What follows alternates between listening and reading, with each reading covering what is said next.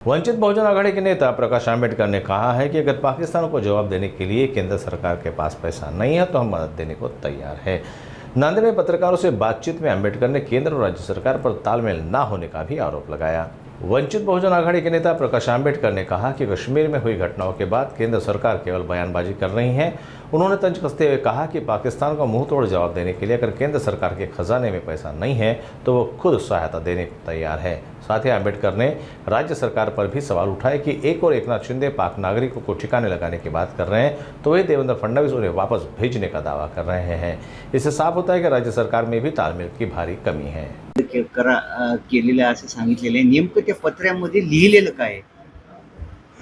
त्या पत्रामध्ये जे लिहिलेलं आहे ते मी आपल्याला असणारा वाचून दाखवतो, कारण ते वाचल्याशिवाय कोणाच्याही लक्षात येणार नाही अशी असणारी परिस्थिती आहे।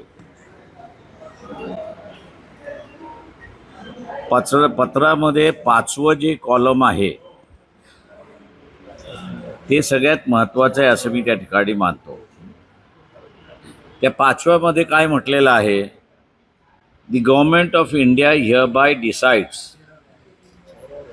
that the Indus Water Treaty 1960 will be held in abeyance with immediate effect। हे पत्र जे आहे हे 24 एप्रिलला लिहिलेलं पत्र आहे।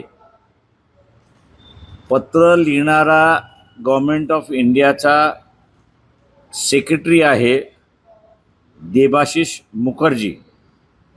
हे पत्र लिहिलेलं आहे Syed Ali Murtaza, secretary ministry of water resource Pakistan Islamabad. 5व्या ह्याच्यामध्ये काय म्हटलेलं आहे की अबेयन्स याचा अर्थ कोर्टामध्ये स्टेटस को, म्हणजे धड तुझंही नाही आणि धड तुझंही नाही। तुला जसा अर्थ काढायचा असेल तसा अर्थ काढ आणि तुला जसा अर्थ काढायचा असेल तसं काढ, असं हे अबेयन्स या शब्दाचा अर्थ असं मी त्या ठिकाणी काढतो। त्याच्यामुळे पाणी आम्ही तुमचं थांबवलेलं आहे, थांबवणार आहोत असा कुठेही उल्लेख त्या ठिकाणी केलेला नाही। त्याच्यामुळे जे या सरकारने म्हटलंय की आम्ही आज सारा फार मोठी कारवाई केली की बूंद बूंद के लिए पाकिस्तान तरकेगा, असं जे काही बीजेपीच्या नॅरेटिव्हनी लिहिलेलं आहे ते पूर्णपणे खोटं आहे। आणि कुठेतरी नरेंद्र मोदी पुलवामाच्या इश्यूवरती पहलगामच्या बाबतीत असणारं सिरियस नाहीत अशी असणारी परिस्थिती आहे।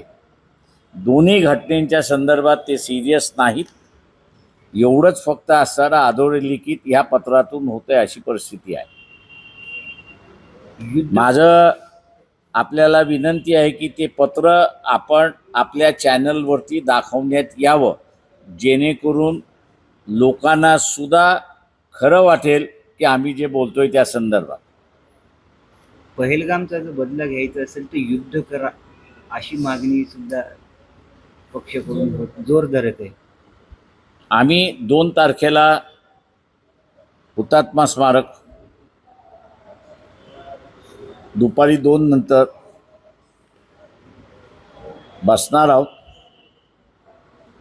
आणि मिलिटरी ॲक्शन करायला मागते, तयार आहे असं म्हणते, पण इथली पॉलिटिकल लीडरशिप तयार नाही।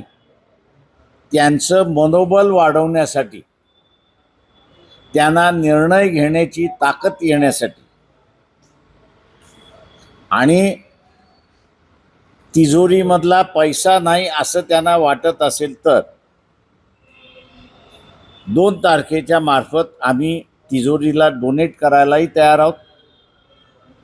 आणि त्याच्याचबरोबर तुम्ही घेतलेला निर्णय हा आम्हाला मान्य असेल हे मनोबल वाढवण्यासाठी आम्ही असणारं 2 तारखेला एकत्र येऊ असं आमचा एक संदेश त्याच्यामधला आहे। 107 पाकिस्तानी लोकांना आम्ही शोधून काढू आणि त्यांना गोळ्या मारू असा इशाराच एकनाथ शिंदे यांनी दिलेला आहे. दुर्दैव मी असं म्हणेन की एकनाथ शिंदे हे खरं बोलतात आहेत की देवेंद्र फडणवीस खरं बोलतात आहेत. हा मला सकाळी 6 वाजता फोन आला, एका सामान्य माणसाचा फोन आला की मी कोणावरती विश्वास ठेवू.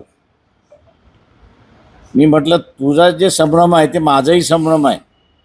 कारण का देवेंद्र फडणवीस असे म्हणतात की आम्ही सगळ्यांना बाहेर घालवलं आणि एकनाथ शिंदे असे म्हणतात आहेत की 107 अजून शिल्लक राहिलेले आहेत, त्यांना शोध घेतला पाहिजे. तेव्हा ही जी संभ्रम अवस्था जी आहे ती महाराष्ट्राच्या कॅबिनेटनेच दूर करावी असं आम्हाला त्यांना आवाहन करायचं आहे.